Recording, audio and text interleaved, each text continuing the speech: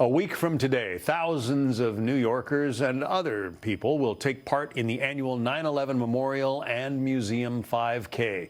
This 3-mile race follows the route that many first responders took on their way to Ground Zero after the terror attacks of 9/11.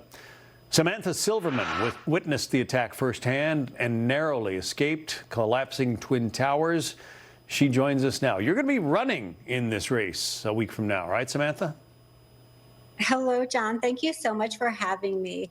I am actually going to be walking as a 9/11 survivor and a participant with my family and friends. And the race serves to educate the younger generation who may not have been alive at the time of the terrorist attacks. And it also brings the community together. I'm really looking forward to it. It's such a great cause and purpose. You barely escaped with your life that day, is my understanding. It had to be traumatic, but you've tried to turn that experience into something positive. Tell us about that. Absolutely. Traumatic. There are no words to describe what I went through and what so many other people went through on 9/11. I actually narrowly escaped the Twin Towers. After the attacks, I developed PTSD, post-traumatic stress disorder, anxiety, depression, survivor's guilt, and a chronic upper respiratory disease that left me with hearing loss. And after that experience, even though I survived the attacks, I remained trapped in trauma. My life just would not move forward. I ended up seeking out the help of mental health therapists, and that process completely changed my trajectory.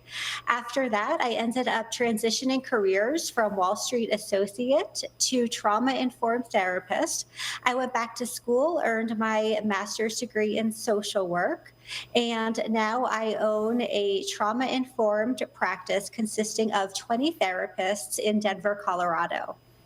And so as this event takes place, you're going to be walking, not running, and certainly we can understand why, given the circumstances. But how many people are going to be there, and what does this symbolize for the city of New York and really for the nation? Sure, absolutely. There are going to be thousands of individuals, corporate sponsors there, and it just symbolizes community. It also gives honor to people who both survived and those who lost their lives. It's just an incredible remembrance, an incredible dedication to those who both survived and perished in the attacks.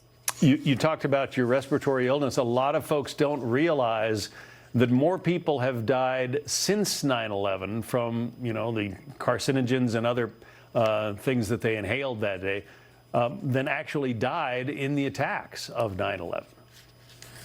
That's so true. There have been so many longitudinal studies on first responders and having developed asthma years after 9/11, and so many other upper respiratory conditions and diseases from, like you said, breathing in the contaminants and the dirt and the dust. Well, we will be watching next Sunday when you and several thousand other people get out there and make that 5K run. Samantha Silverman, we wish you well, and thanks for coming on today. We appreciate it. Thank you so much for having me, and happy Easter. Happy Easter.